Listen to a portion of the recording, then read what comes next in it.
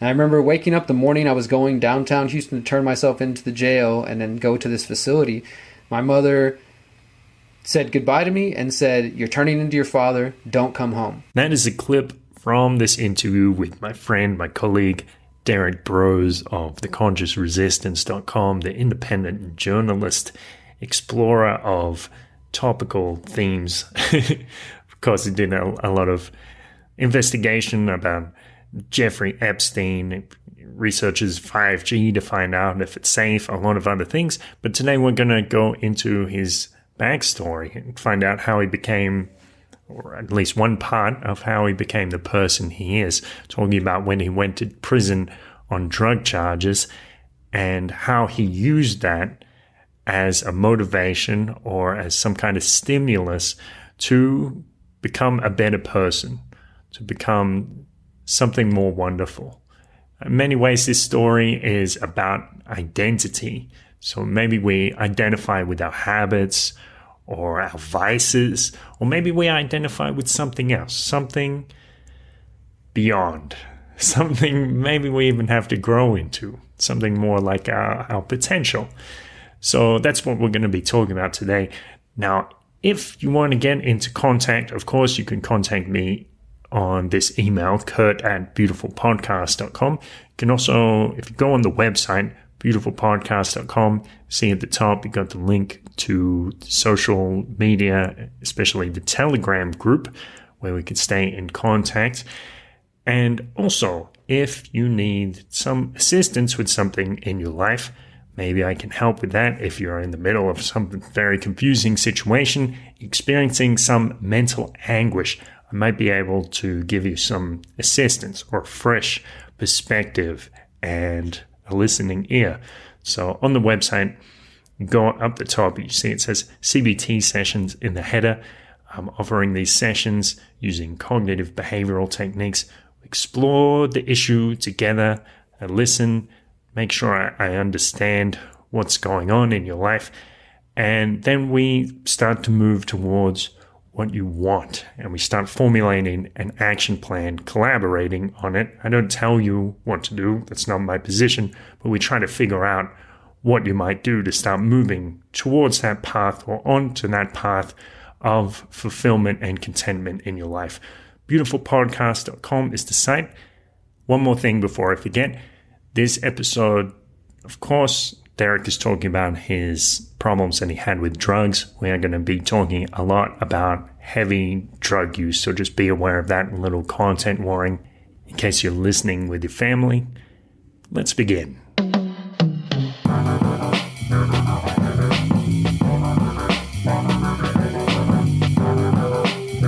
This is a beautiful thought.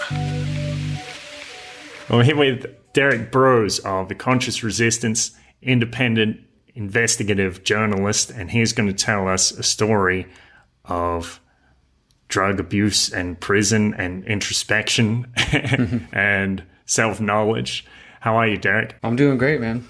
It's good to talk to you again. Yeah, likewise. Yeah.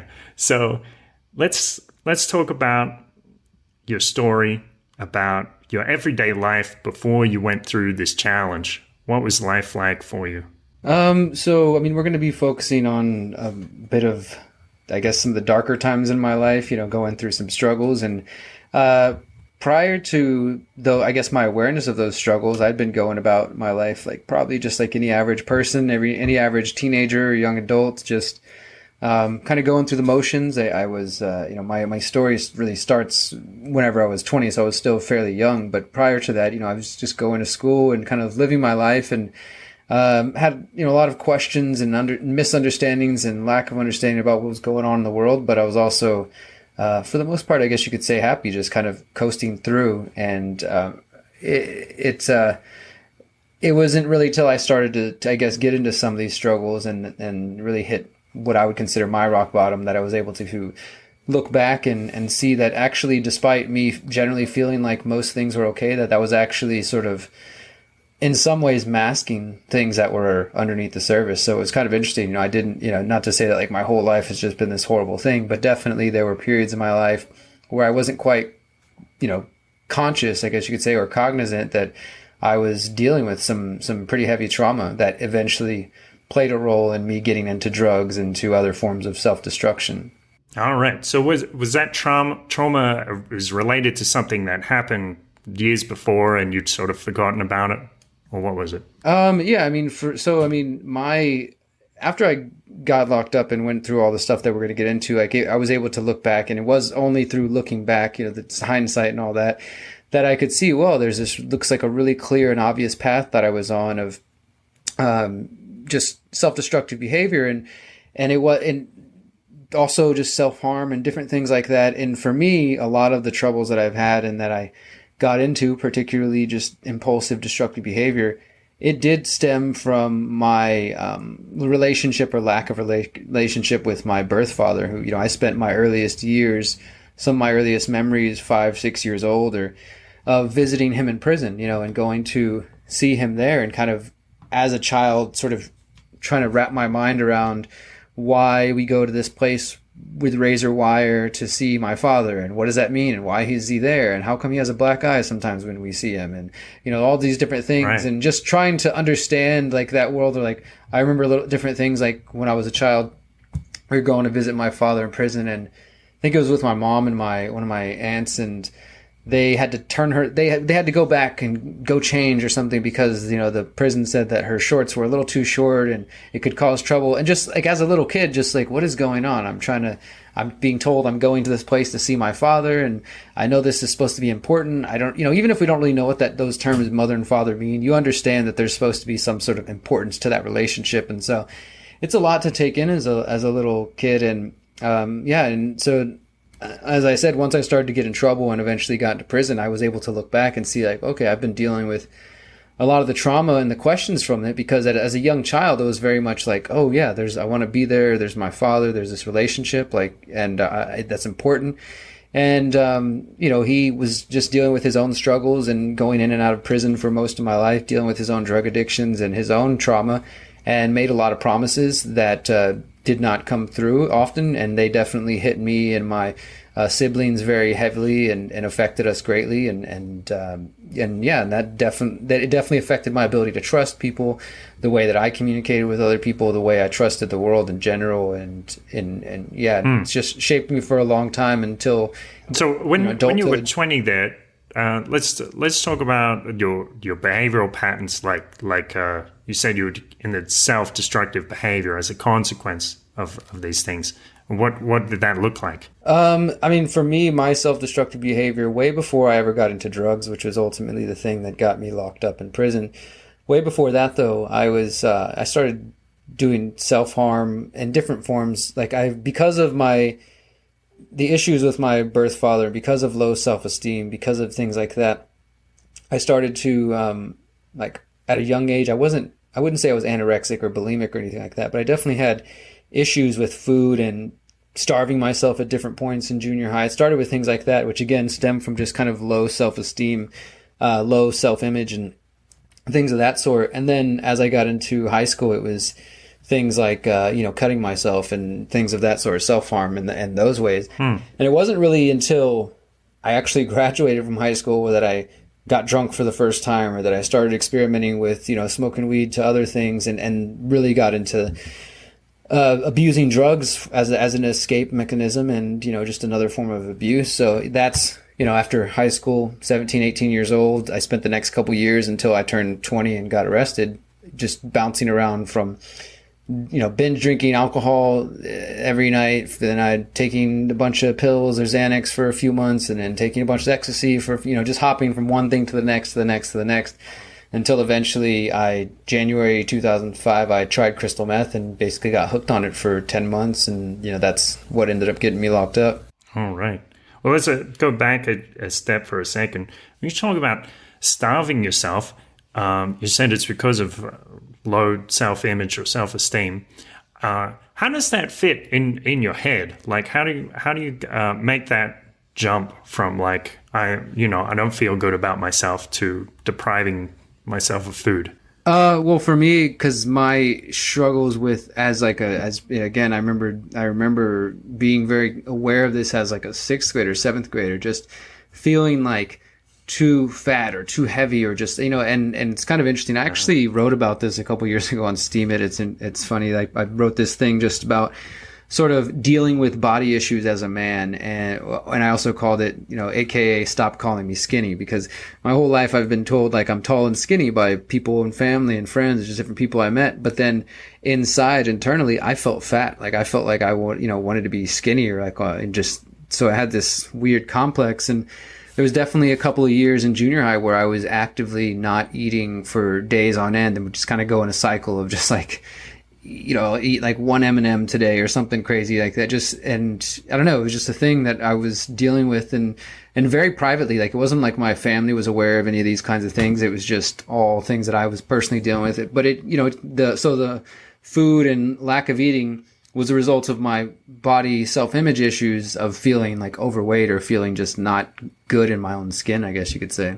So it's like nobody really noticed that. Nobody thought to ask, or how does that make you feel? Well, I mean, it's interesting too, because none of the things that I was dealing with, like until later on in my 18, 19 years old, none of my family was aware that I had been cutting myself or starving myself or just had any of this like mental health issues going on as a little kid. Because again, like you were asking kind of where was I at prior to this, I was still like a happy kid that was out running around playing with friends, and I was in sports and stuff like that. So I still did all those things, but definitely there was this shadow over my like a heaviness over my life. And there would be times where it's like we're going to visit my father in prison.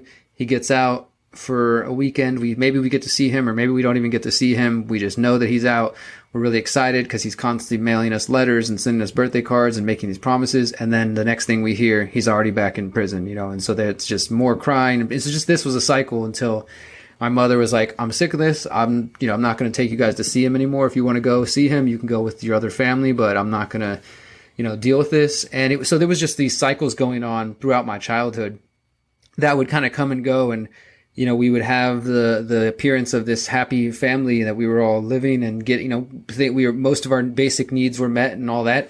But there was definitely a feeling, and for me at least, of something was missing. It's like, oh, this person that's supposed to be a big part of my life is not there and is gone. And so it went from being a very depressed younger child up until my early teenage years to the point where actually I was 14 years old, and one of the times he got released from prison, he was supposed to be coming out for like a Christmas holiday thing at my grandmother's, and it was supposed to be a big deal. They were allowing him to come home and, be there after decades of them not communicating for some old drama or something.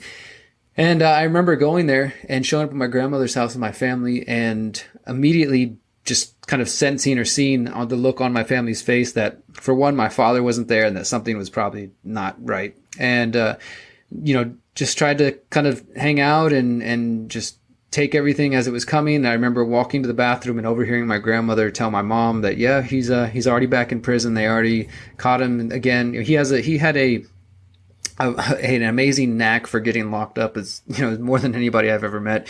But I think it was partly because he was institutionalized. He'd been in there for so long, in and out of these systems for 30 plus years of his life. But and I remember, though, when that happened, going to the bathroom as a 14-year-old child, crying my eyes out, staring into the mirror, and just being like, fuck this. I'm never going to let anybody hurt me again. I'm never going to, and I really became this hardened, like angry. And from that time on, 14 till pretty much when I got into drugs and got arrested, because I've kind of had this vision in the past with my life in chapters of 7. A lot of major events have happened in 7s in my life. And so 14 to 21 was a very angry and destructive phase. As I mentioned earlier, that's when I started to do a lot more self-harm and, getting into drugs and alcohol, getting arrested at school, getting in fights, getting, just all the sort of lashing out and acting out at society and being mad at everyone else because I was hurting inside. And when I discovered drugs, it was like, oh, this is what I've been looking for. Okay, right.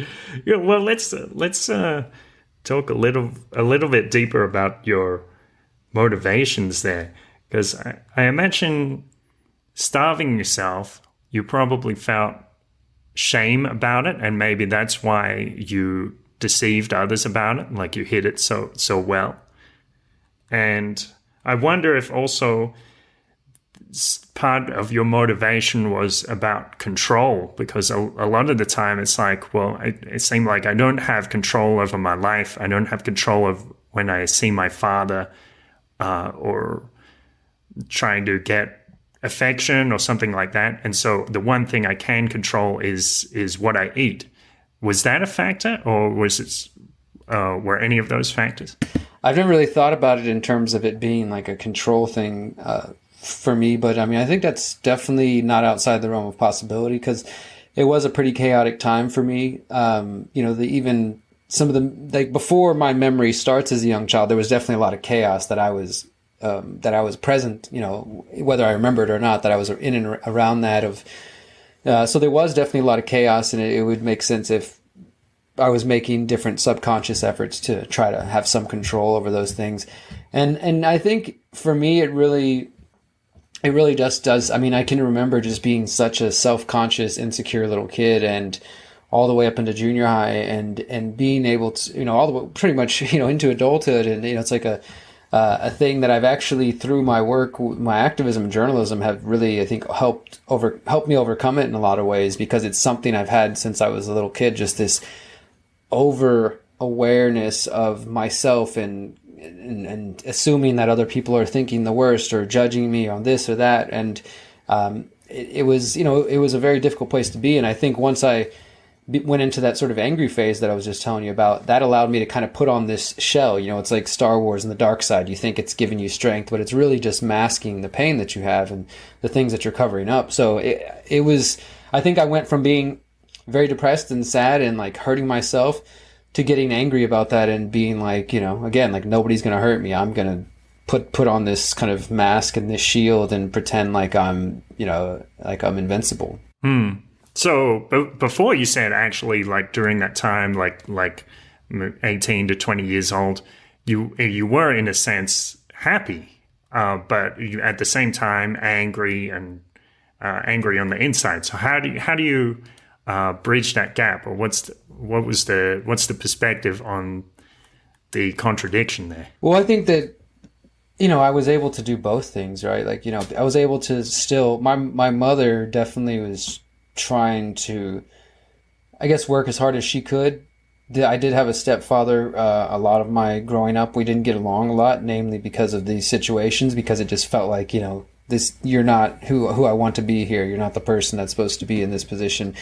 But even with that, there was still a lot of love and support and positivity. And I also just think that, I mean, I'm not a parent yet myself, but I can only imagine trying to deal with all the crazy things that I was getting myself into. I mean, I was like really just lashing out and acting out and getting arrested at school and getting into fights and throwing things at teachers and, but I was also, it's like that side of me existed, but then I also had a very loving, tight-knit family at times. It was just that there was these moments where the sort of pain of what was also there was a little bit too much for me, and I think it caused me to lash out and have these kind of, like you're saying, more hidden sides of my life. I mean, I wasn't like, I wasn't a person that was like cutting myself for attention or wanting people to notice or anything. That was something that was like in my room, alone in the dark, crying to myself, hurting myself, like really out of like pain and whatever I was getting out of it. It wasn't something that I wanted to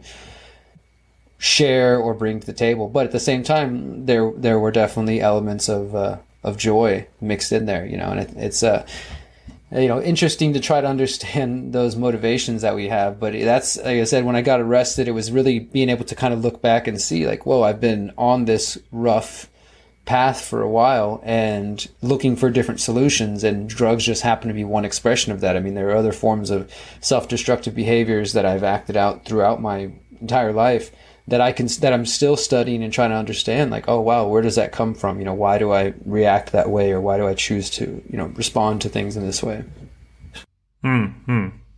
So you said there was something missing in your life, and then when you tried crystal meth for the first time, it was like, oh, this is the thing that was missing. But what was it that, looking back, what was it that was actually missing, and what was perhaps the illusion that crystal meth gave you? What was really missing was, I think, just loving relationship with my father, loving, having that connection, whatever that specific relationship represents or can afford people, when they're in a situation where they have two parents who are, let's say, well adjusted or both available and there in support of the children, whatever they, there to give advice, there to give support, there to offer, loving criticism, all those kinds of things that someone associates with what a parent should be, or maybe even what the kind of parent we want to be to a child and things of that sort. That's what was really missing. And it was when I got into, even prior to crystal meth, like when I got really into ecstasy for a good while, like that was, just taking ecstasy and feeling a flood of dopamine and feeling so amazing and good. It's like, oh my God, this is the sort of love or that joy that I was looking for. But, of course, like I said, those are all short-lived. Any sort of external substance is going to be short-lived, but particularly with drugs, it's going to be short-lived and habit forming and destructive. And, I'm just over 6 foot, and I typically weigh 165 pounds. And when I got arrested, I weighed 110 pounds, and I had just been on a very fast careening downhill, for this 10-month period. And it's not like it took the whole 10 months. I was like, this is amazing, this is great. And I didn't only realize it at the end. It was very quickly, actually, that I realized, like, this is a world I'm getting sucked into that I don't belong in. But it was also, again, maybe this is kind of another one of those apparent contradictions, that I was very aware that I was on a path that was destructive, that was not leading me towards the happiness that I originally thought I was getting with it. And recognizing these things and seeing just the destructive, but it felt like, the only way I can describe it, I clearly remember, because I was taking so many drugs for a period of time. My house that I was living in as a 20-year-old man became the drug house where all these various people were selling drugs and moving drugs in and out of, and I just sort of lost or didn't have my ability to speak up and say, hey, get the hell out of my house. I just sort of let it happen and just would lock myself in my room and lock myself in the bathroom and just was losing my mind, just getting high on acid and doing all kinds of crazy things, that I really started to feel like I was watching a movie. I do feel like for a good period of time that I lost sense of my everyday reality, and it took me a little bit to recognize that the decisions I was making were affecting me, and it wasn't just some sort of, thing I was kind of omnisciently watching, which is what it felt like for a while, that I was just watching this crazy stuff happen, and then having to have an experience of oh my God, this is happening to me. These things that are affecting my life, because things were getting more and more destructive, and I was just kind of letting this take me where it was. I was also kind of in love with at the time of pushing extremes as well, and trying to just see where things went. But I think I let it get a hold of me, and it didn't lead anywhere good. It didn't lead to any enlightenment. Okay. So when you are experiencing that, like watching your life go by and just maybe just fall apart, did you feel like, is it just detachment, disassociation, or was it's still very much an emotional journey, even though you were detached from it? I definitely think it was disassociation, but absolutely there was an emotional journey that I was on, because I don't even know why things had to be so extreme, but I just remember the feeling of every day things felt very intense. Things felt so much more intense than they needed to be. And looking back, I realized okay, well, maybe it's because I'm taking drugs constantly. Maybe I should let things calm down for a minute. Which is so obvious, right? But at the time I just couldn't figure out, because again, I was living with a guy who was dealing and selling lots of cocaine every single day. I was living with another guy who was addicted to opiates, and I was, using crystal meth, and we were taking acid. These drugs were literally just flowing in and out of the house.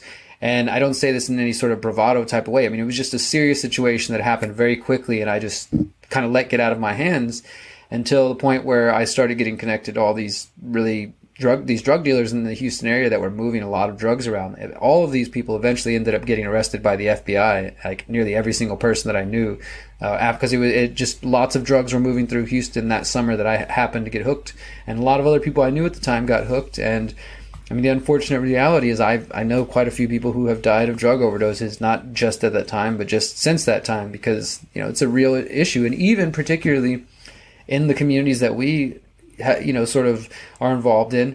Over the years, I've met so many people who have struggled with either drugs or whatever type of addiction or trauma they've had. They've gone through something powerful, And I've just recognized that, yeah, these issues do affect a lot of people, whether you're talking depression, suicidal sort of experiences, or just drug abuse. It's not as uncommon as people like to think.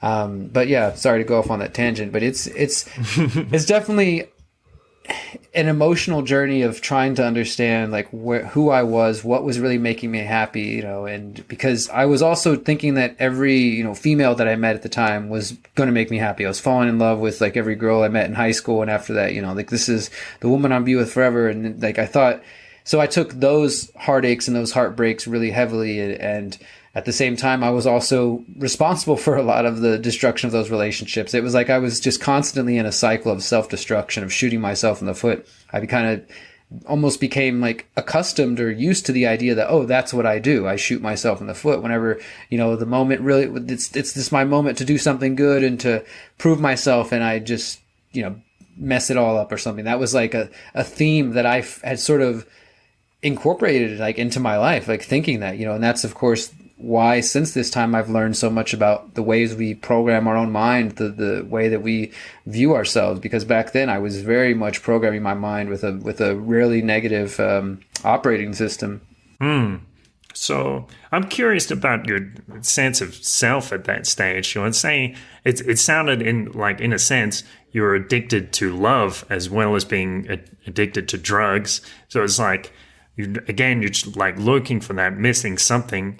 And when a woman comes along, maybe you latch onto her and you say, this gives me a purpose, or this gives me an identity. I am that woman's boyfriend, or something like that. Yeah, I think that it's just, you're right. I mean, it's taken me just throughout my life. I'm 35 now, to kind of stop trying to look for external validation, whether that's in a woman in a relationship, or, you know, in, you know, my activism, and, you know, how many YouTube views do I have, or in, I need my father there, or in drugs, or whatever other forms of, you know, chasing that, I don't know, what that different feeling that you might be pursuing, some sort of stimulation in a way. And, you know, it's also helped me understand, just since my going to prison experience, and since that time of doing some of this inner work, which of course is a long, lifelong journey, that a lot of it really comes down to impulse control for me. You know, that these are just the self-destructive habits and actions I've taken have, for the most part,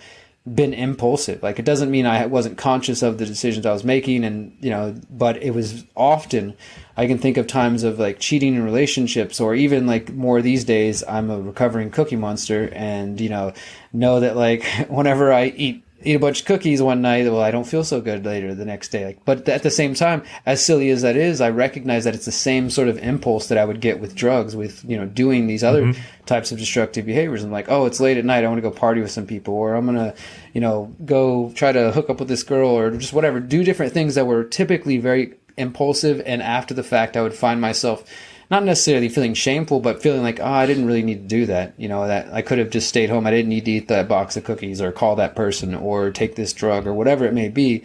It's, you know, I'm just learning more and more about how impulse relates to much of my sort of self-destructive behavior in my past. Yeah, well, I noticed myself, like, I've been doing a lot of meditation over the last couple of years, I guess. And what I notice sometimes is I'll be sitting in meditation and I'll have this thought, 10 minutes in, I'm like, I should stand up. And it's not just a thought, it's also that impulse. And it's like it wants to be expressed. But when I look at it a little bit closer, I see actually, yes, it is just a thought. There is nothing more to it. It's kind of an illusion. Yeah, I like that. Yeah, and I think that maybe a lot of our impulsive behaviors are driven by illusions, right? Or the illusion that whatever that action may be is going to provide some gratification, or you kind of hit the nail on the head earlier saying, as far as like trying to, I definitely think at different times I've been addicted to what I believed was love. Like, I probably wasn't truly expressing like pure forms of love as I thought I was, because it was more out of like a sense of, I definitely have struggled throughout my life with a fear of abandonment since I was a young kid. And I definitely know that affected a lot of my relationships when I was younger, and probably freaked a lot of people out because I just took shit so seriously. And I was just like, no, like, don't leave me, like when maybe it's like not as that serious as But like, And they're like, I'm just going to the bathroom, bro. yeah. But you know, it was just definitely a part of my young life, like understanding those things. And again, like after drugs, after this destructive behavior, after getting locked up and then getting into meditation, that's when I was able to start looking back and seeing like, oh my God, wow, I've been like really carrying this weight for so long, and it was coming out in these different ways. I was lashing out. I was, you know, being rude to people. And then I'd find somebody that I felt like, oh my God, this person loves me. They care about me. And then I'd sort of find some way to mess it up and then feel guilty about that. Oh my God, what did I do? I'm so horrible. This is why, you know, all these things are happening to me. It was a lot of self-doubt, self-blame, low self-image, repeat. Yeah, so it took, I think, really just finding myself in that chaotic place I was talking about earlier, where I felt like my whole life was out of my hands for a good while, for me to feel like powerless, and then to feel the sort of, I guess, the drive and the determination to do something about it, because it was just like, all right, I can't do any more of this. I had to I got to get up, you know, like you said, I had to take charge of my own life, basically, is what it came down to. So it's kind of like hitting rock bottom, I suppose. Did that come before or after you went to prison? I think before, actually. I mean, as much as I hated being locked up, and I ended up doing 18 months over 3 years, which compared to a lot of people like, say, Ross Ulbricht and others, is not much time. But I also know that any time we spend behind bars in these prison systems is horrible. You know, as you know, like, these systems are not nice places designed to rehabilitate people. They're very destructive, and they can do a lot of harm. But even despite that, and my time I spent, the first time I got arrested, it was 11 months. I was out for 5 months, went back for 3 months. I was out for a year, went back for 4. Hold on for a sec. Tell me what it was like when you got arrested. Yeah, okay. Well, so what I was getting at, though, is that like the rock bottom, though, wasn't any of those experiences. I think it did happen prior to that, which was 2 months before I got arrested. I had lost that apartment that I mentioned I was living in, that turned into like kind of a drug spot because of all the chaos. Like, some chair got thrown through a window or something, and next thing I know, there's an eviction notice on my house, and I have 48 hours to figure out where the hell I'm going, where I'm going to live.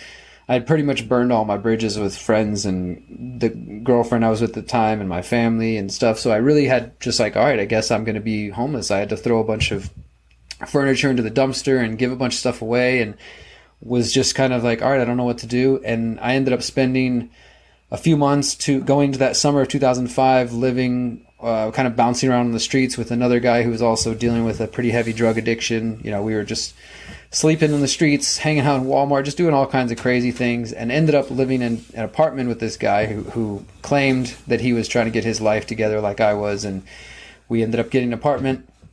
And he said, I got this really awesome place. We can move in. You know, it's a small apartment, but we can start here. We can get our life together.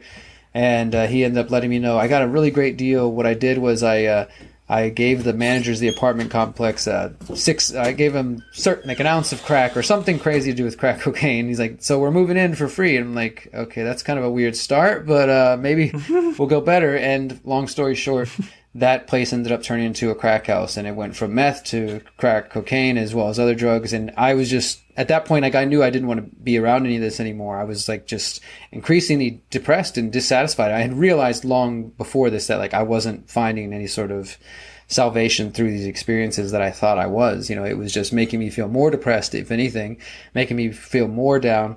And it was at that point where I think I really hit rock bottom. I remember I was living in this room, not even a room, it's like a half room under the stairs type of situation, sleeping there, tripping on a bunch of acid, listening to Pink Floyd Dark Side of the Moon all the time, and there's all these drugs going around, and I'm like hearing people smoke crack at night, and just in there just trying to learn something from my, you know, tripping experience, and really trying to figure out like, what the hell am I doing? How did I get here? And it was around that point where I told the guy I was living with and everybody who had, you know, because at first it was like, hey, no, we're not going to get involved in crack. There's no crack. Okay, well, we're just going to let these people come by and do this one deal. Okay, we're just going to sell some crack. You know, just gradually just got worse and worse and worse till there's crackheads beating on the door all hours of the night. And I told him, like, look, dude, I really am trying to quit this. To get away from all this stuff. Please don't offer me anything. I really, you know, because I will say yes, and I don't want to right now. And so they were at the very least respectful of that. And so I just stayed at this house, and I remember my nerves were so shot. I was so jittery from crystal meth is an insane stimulant, and I was snorting a whole lot of it and doing it on a daily basis. So it made me very, very just on edge. And I remember just sitting in this chair in the corner of this apartment with a bong and smoking cannabis, and it was helping me keep my nerves down. And it was like, okay, it's been 1 day since I've used crystal and these other things. Okay, it's been 2 days, it's been 3 days. And every day I'm getting a little more sober. I'm also seeing how insane the situation I'm in is. And by day 7, I was able to just kind of get up and walk away and leave. And I went back to my parents' house and basically said, like, look, I'm sorry I've upset you guys before. I'm trying to get out of this situation, so please let me come back, and whatever it takes, just help me get out of this situation.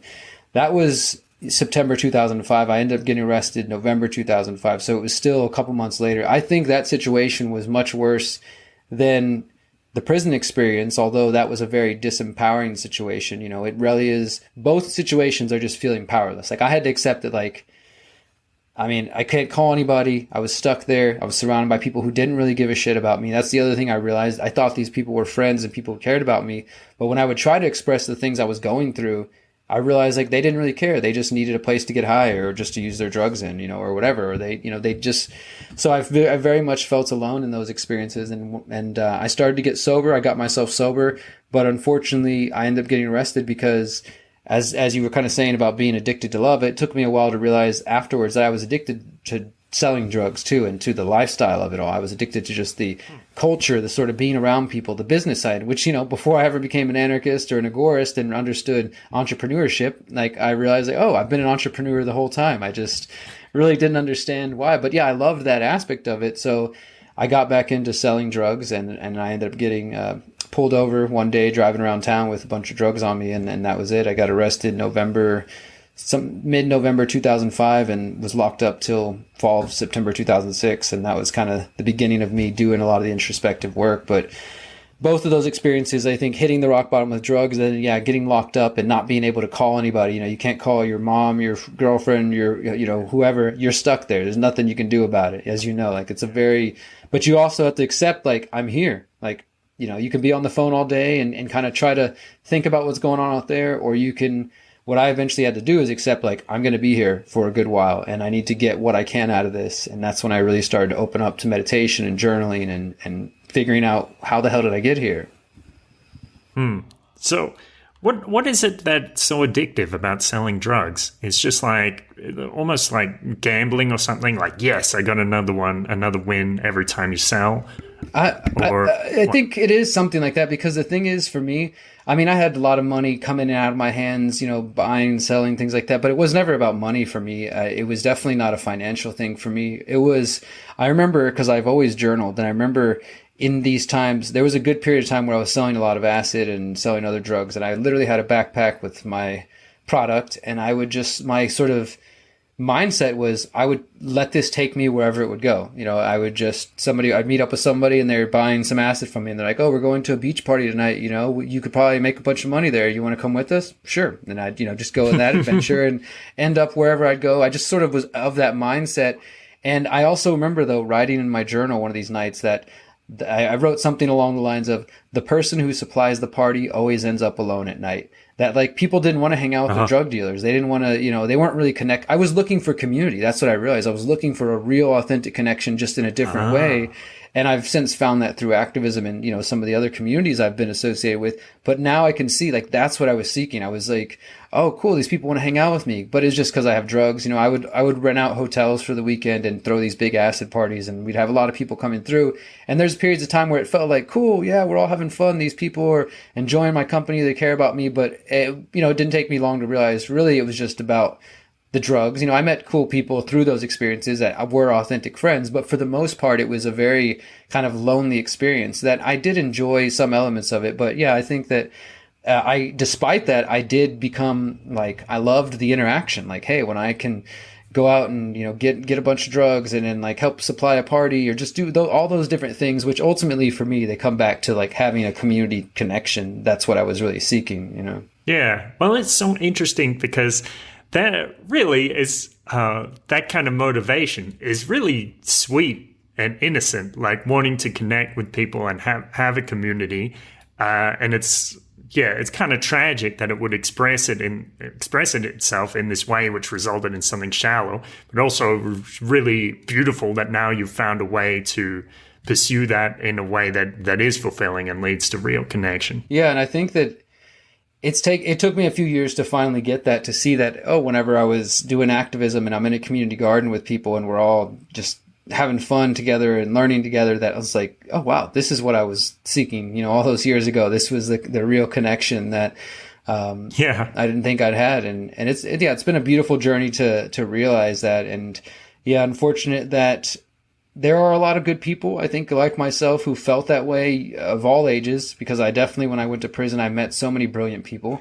And I knew a lot of young people who got into drugs probably for similar reasons. Maybe they had a different story, but who were looking for a real authentic connection, who were looking for love or some positive emotion, whatever that they would call that.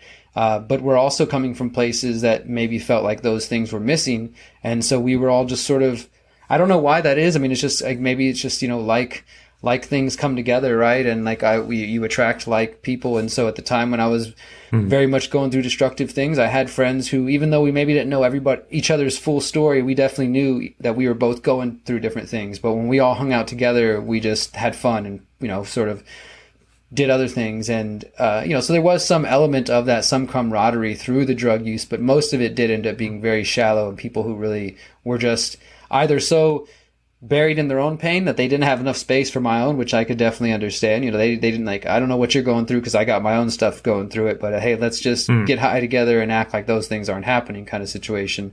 Yes. It's pretty common. Yes.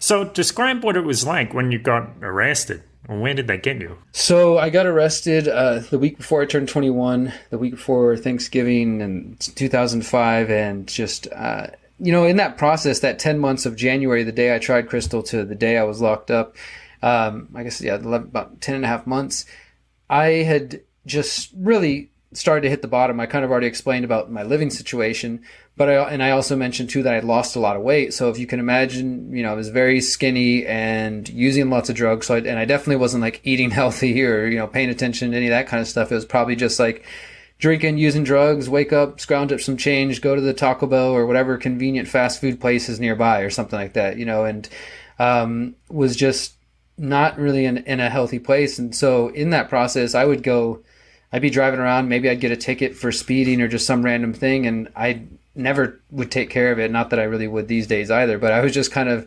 ignoring it. And so by the time I got arrested, I had multiple warrants out for me. I had, all kinds of charges on me from previous dates that I had missed and things like that.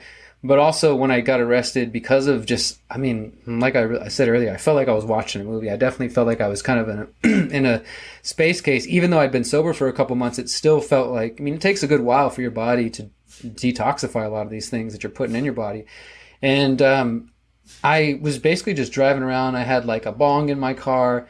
I had scales and baggies and, all kinds, I was loaded down with all kinds of paraphernalia, So when the cop pulled me over and he's like, well, you got a warrant, so we're going to have to take you in for the warrant, I already knew I was screwed. I was just like, oh, well, he's about to arrest me. Then he's going to go through this car. And sure enough, that's what happened. I remember sitting in the back of the cop car, and I never really been in any major trouble, especially not for drugs, but I had a pretty good feeling like I wasn't headed home today, that like things were about to change. And he's one by one just pulling drugs out of the car and setting them on top of the roof. And so I ended up getting arrested and getting sentenced to 2 years of felony probation for possession of controlled substance. And I was initially told that I would be going home. I signed on a Friday. They told me I'd be going home on Monday. Had a very odd feeling the whole weekend, just sort of like, all right, I'm supposed to go home. Maybe this, because I was also trying to take care of this without my family knowing, without anybody knowing. So I got arrested, went through there, and it was just like, okay, whatever it takes, probation sounds good, and I signed for it. They told me I'd go home. But honestly, they lied to me. So, it's kind of screwed up in that way, but they lied to me. No surprise. Yeah, no surprise there. But I came back on Monday. In hindsight. Yeah, I came back on a Monday and they said, well, we're giving you 2 years felony probation, but you're not going home. We're going to also sentence you to a concurrent jail sentence. We're going to sentence you to the 6 month at this Texas State Prison that also has like what they call rehab, which is, I mean, that's a whole other issue. It's these scam places that basically get tax dollars to have a counselor, see you once a week, and then they can call it a rehab. But for all intents and purposes, you're in a prison. You're surrounded by razor wire. You can't, but they get to call it like, oh no, we're sending you to the treatment facilities or whatever. Yeah. So, hang on. Let's go back a bit. I want to ask you. You're like in the back of a police in the squad car, and you have it in your mind like, oh well, maybe I'm not going home for a while. You're not in denial about the situation, I guess. So in that moment, were you feeling some kind of peace, like accepting your fate, or what was it like? Maybe to some degree. I mean, it definitely took me a couple of weeks, I would say, before I really truly accepted what was going on. But as far as recognizing that, like, okay, I mean, I was 20 years old, so obviously, like, what are my options? I'm getting pulled over. I can drive off. I can attempt to run. I can try to fight this cop, or whatever. To me, there was no other option other than like, I now, because of my actions of being sort of aloof and being just driving around all crazy with drugs for one, and all these different experiences, like, this is the situation I've found myself in, right? So I was at least accepting that, like, I'm under arrest. Like, there's nothing I can do. I remember thinking, I'm probably not going to see my car ever again. Like, cause, I was like 16 or I got that car when I was 16. I was still paying on it. And it was just like, okay, I know a little bit about drugs. Like I mentioned, I've been visiting my father in and out of prison till I was probably 10 or 11 years old. And, I knew by that point what drugs were, and that if you get arrested with them, you're going to be in trouble. But so I was accepting it in that moment, but I probably truly accepted it once I got actually, physically into the jail and seen the judge. And like I said, I got lied to. After that point, my parents were like, what? I thought you were, they found out and they thought I was about to come home. I told them, like, don't worry about it. I signed for probation. Everything's fine. Don't stress about it. And then I had to call them back and say, I'm not coming home. I think they just, tricked me or something. My family tried to get an attorney and they saw the judge and were trying to say, well, look, that you want to send him to this 6-month prison treatment facility. There was a 6 to 7 month wait just to go to that place. So I was going to be there basically for a full year, while also on probation. So it was this whole silly situation. They were trying to say, like, why don't you at least let him out until the place is ready, trying to come up with some sort of other agreement. But the judge was not interested. So after, a couple of weeks of them wrangling with the judges and the lawyers, they came to the point of like, sorry, there's literally nothing else we can do. My mom's like, sorry, I tried. I spent some money. A lawyer, there's nothing else we can do. They want to keep you there. The judge says that you need to, think about what you did, kind of thing. That is when I accepted it. That's when I had to really accept it. Like I said, I was sort of on the phone talking to my girlfriend at the time for the first few days. And yeah, I'm coming home. Everything's gonna be fine. Then it was like, no, I'm not coming home. Like, I don't know. I'm so paranoid about what's going on out in the world that I'm freaking out and all this. And that happened for a few days to a week. But then you come to a point, especially for me in my case, where I'm looking at the calendar and I really had no definite release date. First of all, I knew that like sometime in the next 6 months, they're going to take me to another place. And then my actual 6 months starts, Right. And so I'm just kind of like sitting here with but I know for sure, like, I'm not going home till next year. That's what I could count on. Like, I'll probably be here. So what does it feel like when you accepted it? Like, what is the change in emotion like? You had to accept that you're powerless. I mean, that's really what it comes down to. I feel like it's one of the most, in the sense of like that kind of rock bottom feeling. I honestly think it is an empowering thing ultimately, with the benefit of hindsight. I think that if more people had the feeling of being powerless, not necessarily going to prison, but being in a situation where you truly are in a case where you can't call your spouse, can't call your parents, can't call your friends, there's nobody who can help you. You have to just sit there and live that situation. And that's what it took, is like, okay, so I'm going through this mentally of like, I'm literally looking at the calendar, counting the days, and okay, trying to calculate in my head, well, maybe they'll come get me in 2 months, and that means 6 months. So it could be 8, just trying to have some, like you said earlier, we want to make things make sense. I'm trying to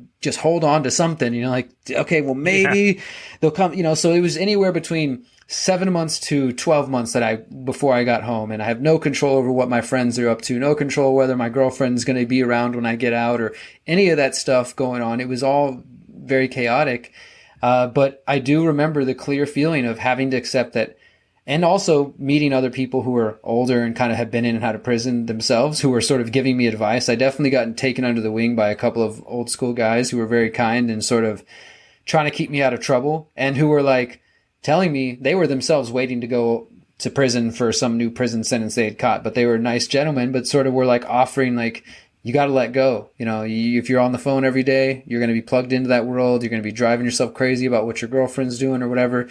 You just got to accept you're here. You know, and some of them, they would do that by becoming religious and getting into the Bible and stuff like that. You know, you get this jailhouse religion kind of thing. Others were just basically saying like, start working out, busy yourself, do something, develop a daily routine. Like you need to start living and accepting that this is your life and make the most of it. And yeah, I mean, that's basically what I had to decide, like had to face down and recognize. Like there was nothing I could do to really change it, but I was not going to just sit there and kind of waste away or be angry the whole time. You know, you see some people do that. They just get really angry. They blame others for why they're there. And maybe they did get screwed over. But ultimately, I felt like I can be mad about what happened and mad that of course, there's thoughts like, man, if I would have just, hid the drugs before the cop walked up, or if I had only taken this other turn, if I had just sort of stayed home that day. But all those thoughts are useless. You can't do anything about that. What's the point of being stuck in that sort of mindset? It was just like, I'm here. What am I going to do about it now? And that's really when I started to get into meditation and everything else. Right. Okay. So yeah, I remember with my experience getting deported from Mexico. I mean, it wasn't like it was hard time. In the end, it was 9 days, but even in that time, there's a whole bunch of emotions that can happen. Like at first I was, when I first got in, they asked me if I was high on shit. They're like, have you taken marijuana? And I'm like, no, I'm just having a good time. Like I'm not laughing about it because there's nothing else I can do. At least I can enjoy this moment. But later I felt down about it, like, oh, what's going to happen? I'm not going to have my apartment here in Guadalajara. I do remember one day they're like, you can't have any pens in there. I'm like, all right. So somehow I smuggled in a pen, and I'm like, this is freedom. Like I can explore all kinds of worlds on a page. And it's really cool, actually, because I'm like, something so simple as a pen, we would never even stop to think to be grateful for it. But now I can. It's like a sort of superpower. Yeah, that's one thing I will say, man, is that you definitely develop a sense of just being grateful and thankful for the little things. In addition to getting to journaling, I remember like the feeling of getting out, that friends were saying to me, like, you seem like you're looking at everything for the first time, like that, like for the first few weeks. And that's what it felt like after a year of being, because where I was at, I also for the first 7 months, I wasn't allowed to go outside. So I had 7 months of like no sunlight, no like actual real, touching the grass or breathing, that was, and I think that's just insane. And so that was really hard, of course. And then getting to be able to be outside, it was like, oh my God, like I'm so thankful just to breathe some fresh air and all these sorts of things. Then in coming home, just being able to get up and walk to the fridge whenever you want to, being able to decide whether you turn off that loud TV or not, or, just all these things that went like, another one for me, because I love to read at the time was, like newspapers. The place I went to, they basically would like put one edition of the newspaper up on the wall, and you had to go up and stand there on the wall and read it. There you couldn't take it, but of course somebody would always take it to their bed and just keep it for themselves, and that would inevitably create conflict because somebody's like, hey, I'm trying to read the newspaper, where's it at? And so-and-so's got it over, just all these things, and you realize like, wow, how great it is to just sit down with your own book, or sit down, of course, with a computer, and all these different things that you really do become thankful for. But I really think that like you said, with the power of the pen, I mean, it's so vital, so important. Like I remember my handwriting, as it usually is when I'm here in the fast-paced world, is very hurried and pretty sloppy. And as I started journaling, of course, my handwriting was sloppy. But I noticed over these months, that my handwriting started to become more slow, more precise, more legible. But it was like my mind and my hand and everything was slowing down with the pace of that I was moving. I was kind of out of the fast-paced rat race, and I was able to, the one benefit is like, when you're going to sleep, when they're going to come feed you, these sort of things. So you have this regimented lifestyle that you kind of get acclimated to, and you find ways to work around that or work within that. And so I had daily times and nightly times when I was meditating, that I was starting to get in meditation. I had my girlfriend sending me the Dhammapada chapter every single day so I could start reading, the Buddhist Bible. And then my grandmother was sending me info about Zazen, Zen meditation, and I was just starting to read what I could and sort of practice, without any sort of teacher or anybody, just kind of doing my best while I was in there to find that space. And all those things were allowing me to start to write down my feelings about my relationship with my father. I actually got to write him while I was locked up when he had just gotten out. So that was another sort of like gut check of like, oh man, here I am being angry at this guy my whole life for his drug problem and this and that. And here I am locked up for drugs, right? So I was having a lot of difficult emotions and different things popping up, and finally feeling like I could let these things out and express them. And also having to test my patience, because of, having different fears of what is my girlfriend up to, or has my friends forgot about me, or where's my, all these kinds of things that you just have to, you can acknowledge them and write my thoughts down about what I'm feeling about this and write letters and send that sort of thing. But also you have to be kind of in that feeling that you can't do anything about it. You can stress about it, you can have concern about it and fear about it, and that's fine. It's good to acknowledge that. But you have even less control over that than you did when you were out in the, quote unquote free world.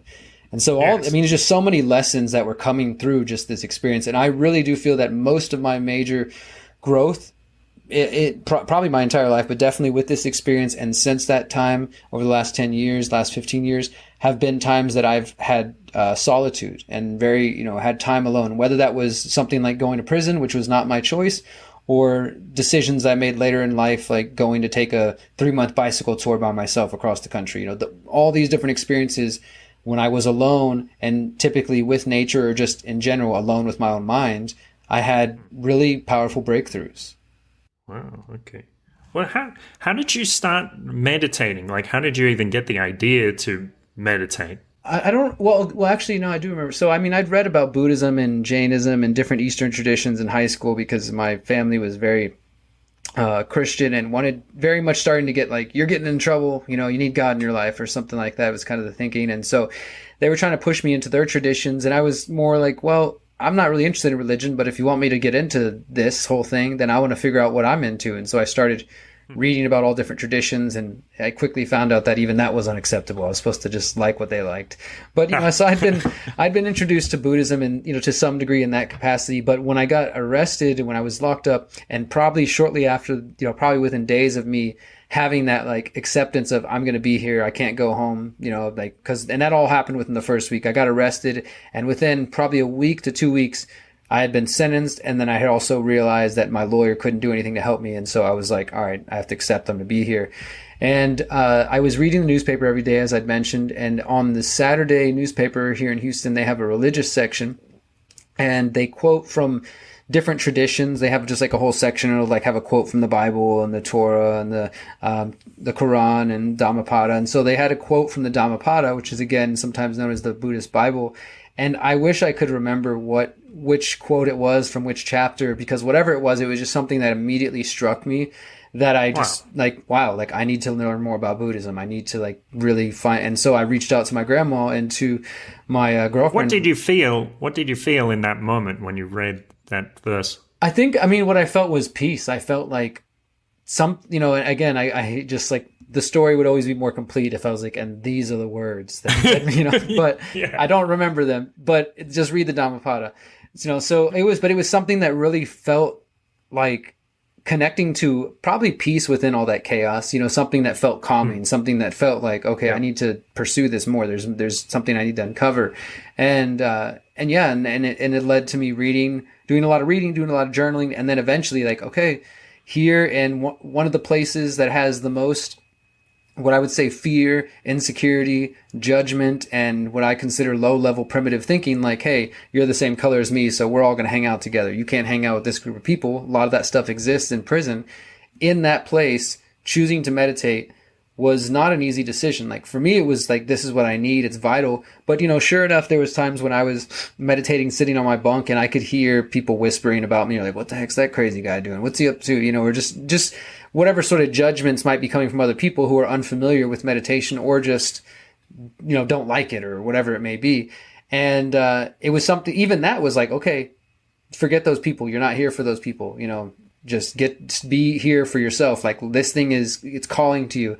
And so I spent that whole, pretty much that whole 10, 11 months I was locked up, really diving into that.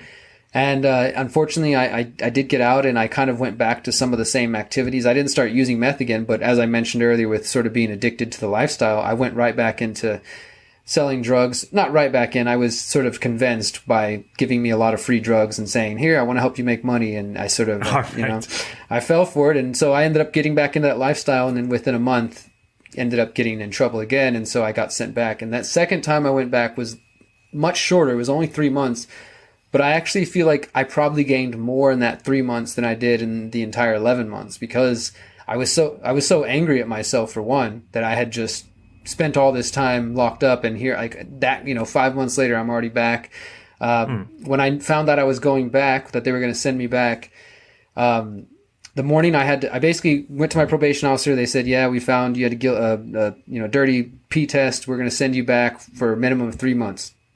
You have to come turn yourself in on this day. So I had to tell my girlfriend that, had to tell my parents that, all my friends, and that was not easy. And I remember waking up the morning I was going downtown Houston to turn myself into the jail and then go to this facility. My mother said goodbye to me and said, you're turning into your father, don't come home.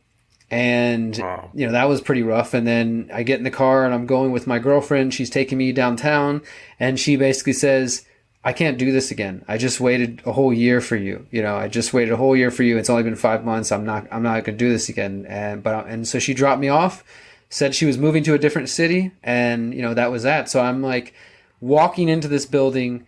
My girlfriend has just left me. My mom's telling me I'm turning to my father, don't come home. And I've got my own sort of guilt and shame about screwing up so quickly, and so that was just so much more difficult to go back that time. And I was so mad at myself, but I was also even more determined that I got to get something out of this. I committed myself to meditating twice a day and just continuing my journey, and actually taking the parts of these facilities that did have something to offer. They gave us like a workbook basically when you get there, and it's kind of, again, it's sort of more window dressing than any actual treatment you're getting. But I was like, I'm going to take this seriously, and it was a lot of different exercises and things like that. And one of the things that really stood out for me is they had this exercise where they ask you to consider this, this exercise. And I took it very seriously. Like, you go to the doctor and your doctor tells you you have cancer. You have 1 year to live. What do you do? And you write out this, and you got 6 months to live. You got 5 months to live, and then you turn the page after doing some of these exercises, and it's like, you're dead. You've now died. You've succumbed to cancer. Here's your tombstone. You have 5 words to write on this tombstone. What would you want them to say? And what came to me at the time, and what still is something I strive for in these days, was a man of my word. Because I felt like I had, not only been lied to a lot in my life, but I'd sort of turned that around like, well, I'm going to hurt other people before they hurt me. And so I wasn't always the honest person that I could be. And I wasn't always, just in general, the person that I know I aspired to be and am capable of being.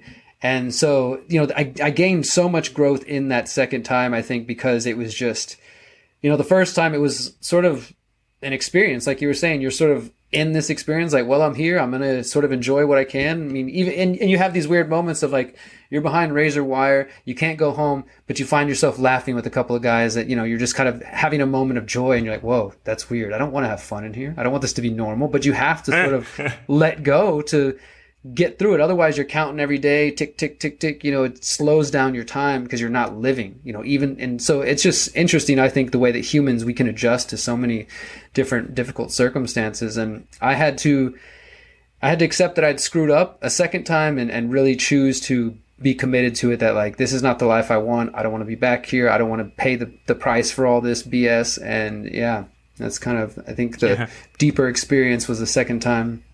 Right.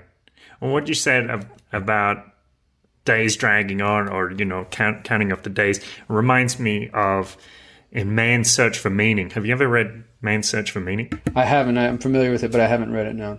Okay.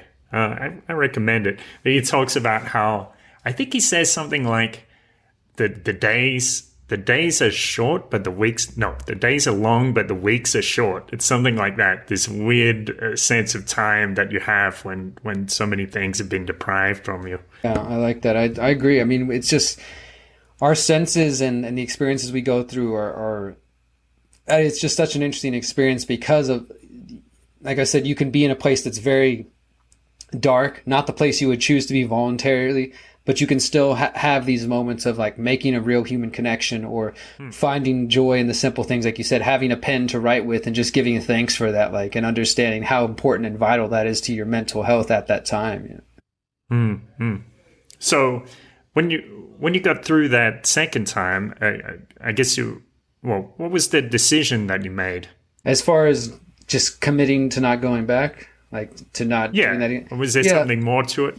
I mean, I guess it was, like you said, a man of your word. Yeah, and That's I realized that, and it's some of the cliche things that you kind of hear with 12-step programs, but you have to change your people, places, and things. But I mean, there's truth to that. There's absolutely truth to that. Like if you don't really, if you're trying to get away from the people using drugs, well, you don't need to go hang around the places where people use drugs because, it's just counterproductive. And so I had to recognize that with the second time when I got out, I did change a lot of my friends and really just made it clear that like I'm not interested in going back to that lifestyle anymore, especially when it came to dealing with like crystal meth and stuff like that. As my politics, like I don't have a problem with people choosing to use drugs no matter what they are. Like even the destructive stuff, I think even as somebody who's been to prison for drugs and has seen the destructive behavior and nature of crystal meth, I still think people should be free to make their own choices.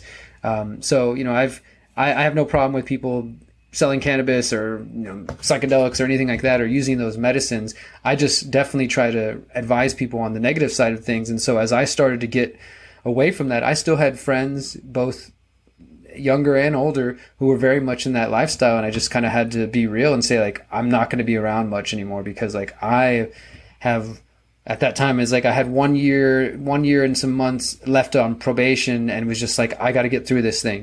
That's all I could think about is I got to make it through this. I'm not going to screw up. So if you're going to be out there getting involved in, I had friends just doing stupid things with guns and drugs. It was just like I can't be around any of that stuff anymore. And I did lose some friends just because our paths were different.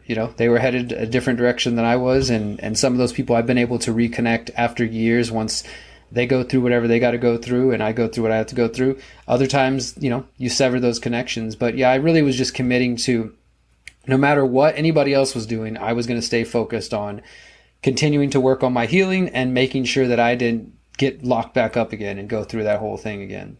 Right. So it sounds like in that moment, like previously you said, I think you said maybe I said you lack a sense of self, or you're identifying with these things external to you. So in those days, maybe it was, or those months, you were like, I know more who I am now, something like that.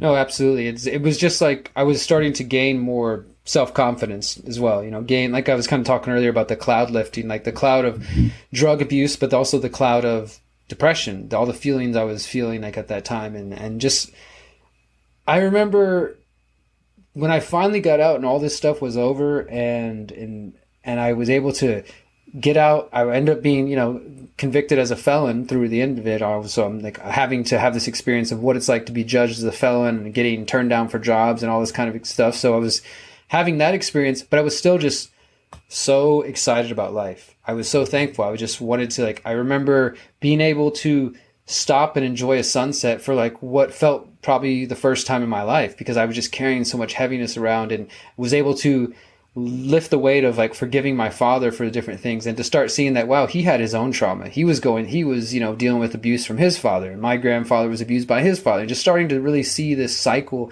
that had existed within the Broze family, and that, I felt like I didn't have any more anger, or didn't have any more blame. I felt like I was just able to forgive, and all those things together really made it easier to just, feel like a changed person, kind of renewed and committed to a new way of life. And okay. I mean, it was fun. So fun learning to love life, honestly. Right. Yeah, it's a whole journey. Yeah. So it kind of sounds like, in a way, when your mother told you you're becoming your father, it sounds like she kind of gave you this huge gift, because you would have to be like, am I becoming my father? And you put yourself in your father's shoes and imagine what he experienced and see the similarities and all these things that would open up because of that. Yeah, absolutely. I mean, in the end, all those, it's not like I hold on to any of that stuff, you know, and eventually I did, I did get to make amends with my father and learn like, yeah, his pain and see what he was going through. And it was a motivator to sort of be faced with that because, like I said earlier about just the act of getting arrested in the first place, I spent most of my early years hearing about these things called drugs, having no idea what they were, but just knowing that they were responsible for putting my father behind jail in this crazy place and him being gone and then myself getting arrested for drugs and, you know, just feeling like, oh, I'm just continuing the family tradition type of feeling, you know, which was not something I was interested in doing. It was a motivating factor. And I think that it was also, as you pointed to, allowed me to kind of put myself in his shoes. And eventually, once he was released, one time he was released, he purposely asked to be released to Houston. He's not from Houston, so he asked to be released in Houston so he could try to be closer to me and my siblings to make an attempt to kind of reconcile with us. And this was maybe 7 or 8 years ago, and I was the only one who was ready to. And I remember I drove over to his halfway house he was staying at when he got released and visited him there, and we just talked for a couple hours and just basically got to say, like, this is who I am as an adult, this is the person I am, this is what my life's about. I want you to know that I forgive you, that I don't have any anger towards you, whatever you're dealing with, like, I understand, and please just don't hold any guilt towards me. Like, you know, maybe you need to talk to my brother or my sister, but know that I forgive you and that I'm okay. And that was for me, you know, that was all for me. Like, I told him, I said, like, even if you go back, like, I can't allow myself to just be hurt every time if you continue down this path. I want you to have a good life. I hope that you can have more than just these prison institutions, but I'm just telling you this so I can let go, you know? And that was really important, especially because 2 summers ago, he ended up dying of a drug overdose. He was never really able to kind of get away from all that. So I think that I probably would be holding on to a lot more pain if I hadn't had the opportunity to tell him those things, you know? And so it's been, you know, these things have been really intrinsic to my family and to my family's growth and to what I see as intergenerational trauma. And, you know, that's what I was really trying to help my father with, is help him reconcile with his father, my grandfather, because I see that, like, me, my brother, my sister all had struggles with drugs. Like, there's just something it's been in my family, and there's, like, it's an expression, I think, of a deeper pain. But I was the one who kind of went as far as I did, and I've turned my whole life around. And so I've really tried to encourage my other parts of my family, like, let's talk, let's communicate about this. There's not a lot of open dialogue, but there's a lot of trauma, apparently. There's a lot of unspoken pain. And I think that, you know, as we know, those things, whether they get resolved via drug use or just by stuffing them, it's not healthy when those things are not dealt with. And I think, as I'm seeing in my grandfather, as he ages, he seems to be holding on to a lot of guilt about these situations that he's never dealt with, you know, and some of it I'm sure is related to my father. So I've kind of made it my mission in my, you know, personal family life to try to help everybody address some of this trauma, because I know that it's made my life so much more worth living and so much more full, and that I'm thankful for all the times that I felt like I wanted to die and I didn't want to be alive, that I pushed through it, because it helped me, you know, come to this place of understanding and now trying to use these experiences to just help other people who are struggling with this too. It's definitely going to become more important in my work as I go into the future, like we talking more about suicide and depression and drug abuse and how many people actually struggle with these things. Well, it's definitely becoming very relevant in this time. People getting having less access to their family and these kinds of things. Well, trying to bring this whole thing around. One thing that came up a lot describing different parts of your life was about chaos, you know, about your relationship to chaos, about, well, you had a self-destructive relationship as a response to it, and later you talk about peace with chaos, or being peaceful throughout chaos. How would you describe your relationship to chaos today? I think I've learned to deal with it better than I have in the past. You know, I mean, just like any person, I can definitely feel, I guess, overwhelmed with chaos. And especially, like you kind of mentioned, the current situation, the climate of the world itself, right? I mean, I've had this really unique experience the last year or so where I've just been really conscious of the fact that I have a lot of beautiful growth, both in my work and, kind of personal relationships taking place over the last year that I'm just so thankful for. And I feel like my growth as a person and kind of moving past unhealthy habits and celebrating new accomplishments with my work, while at the same time witnessing the external world seemingly get more crazy and chaotic and just, so it's been kind of interesting because I'm like, hey, I'm doing pretty good over here. Like, you guys hold it together for a little while, But yeah, I think that I've learned a lot about dealing with chaos, and because of having that chaotic, I think, upbringing and whether it was just stuff with my father or stuff with chaotic stuff about moving around a lot and family in and out, and my father wasn't my only exposure to drug abuse and that chaos through other family members. I had similar experiences, so I kind of became accustomed to it for a while, and I do believe that probably at some point in my life, I probably wore it like a badge of honor. Like, I probably thought chaos was a good thing because, I used to say something like, I thrive in the struggle. That's what I really felt like, is that, like, I could make it through any of these things. And it almost became like I needed it in some way. Like, it became like I have to have some chaos. Otherwise, it doesn't feel normal to me. It feels like out of place, and I would sort of reject normalcy or even reject happiness. Like, it felt corny to me. It felt like very foreign. But these days, I think I've learned to not only better deal with my own problems, learn to communicate better, and, just trying to, if I ever do decide to be a parent, really take all these lessons that I've learned and share them with somebody else, Yes. Is there anything else you want to say? Anything in your mind? I guess the only thing I would say or leave with is just hope that more people are not afraid to not only have these conversations about whatever struggles they may have, whether there is, intense or maybe even more intense than the things that I shared here, but be willing and open to talk about them. Of course, find someone or a group that you feel comfortable with, but not being afraid to open up. I know it takes time. I definitely have become a lot more of an extroverted person in the last 10 years as I've started to work on these things. And it's only been for the better. Like, every bit of struggling and discomfort in uncomfortable situations, or just, fear, every time I've gone through those things and worked through them, it's always been a worthy experience. Yes.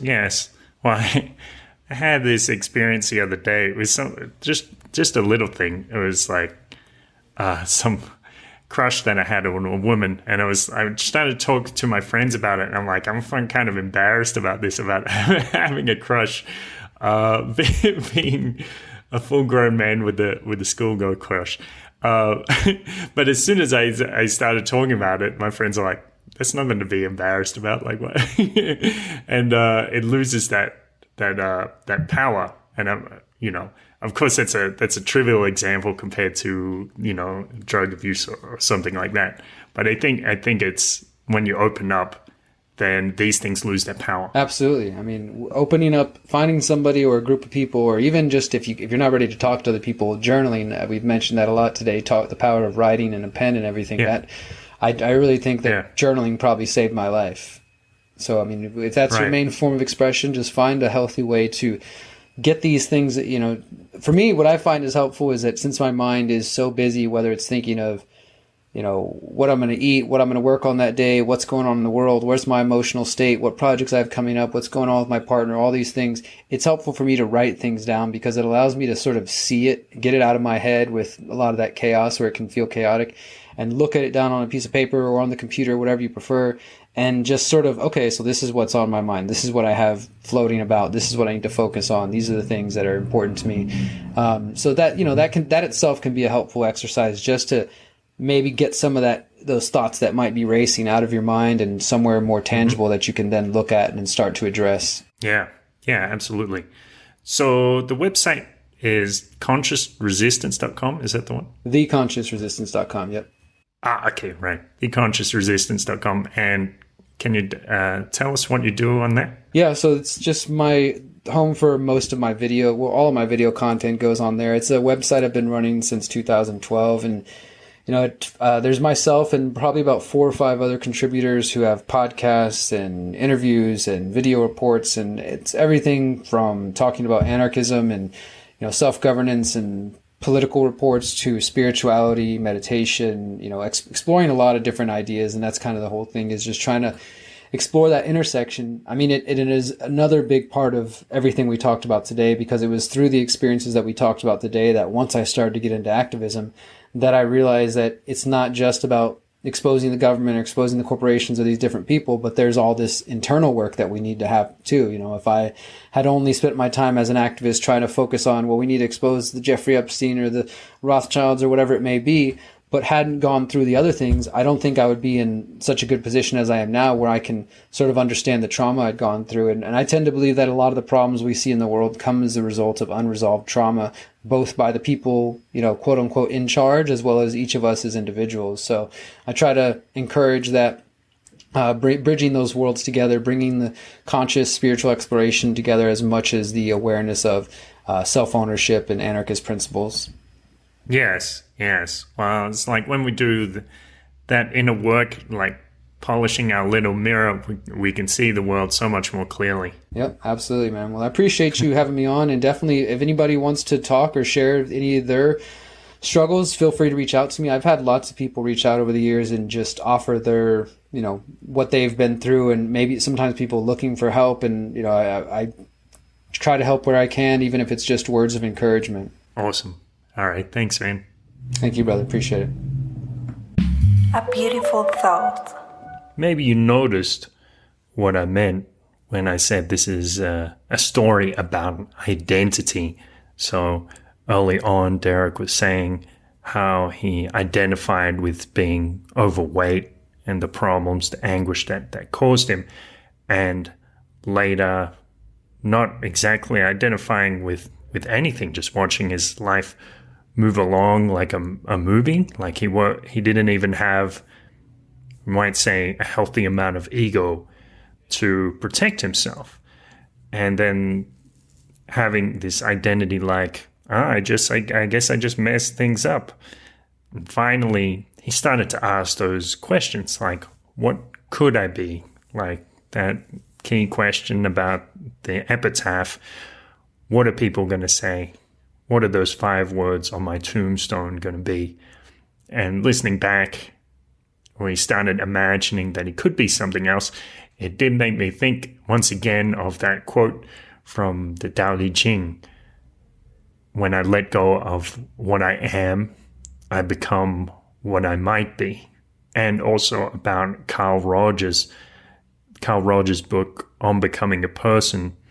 Rogers talks so much about how people have these certain fixed ideas about themselves, and we get this kind of comfort from knowing who we are, even if it's something that doesn't really benefit us.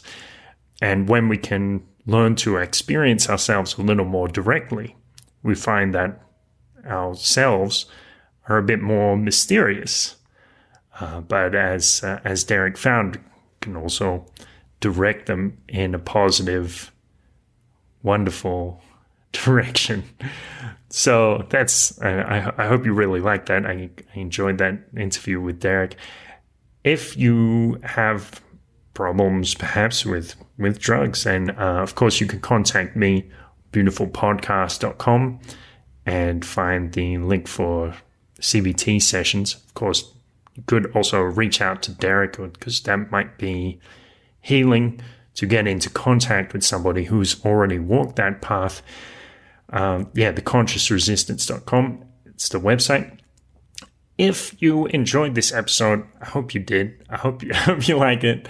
Maybe you'd like to share it with some friends. If you just think for a couple of seconds, who might benefit from this? Who might see their life in a slightly different way once they listen to this interview? So if you do think that, if somebody does come to mind, perhaps you could just send them a little message and give them a reason. Say, I think you might like this because it made me see drug addiction in a different way, or it made me see that there is a path out or a path for transformation for people. If you could do that and send this on to some friends, that would be much appreciated. Also, if you use Apple Podcasts, if you enjoy this and you want to leave a positive review, then I invite you to. And that would help out so much in getting this podcast more visible, so more people can enjoy these stories of transformation and personal power and determination. So that would be great. All right. Thanks for listening and have a wonderful day.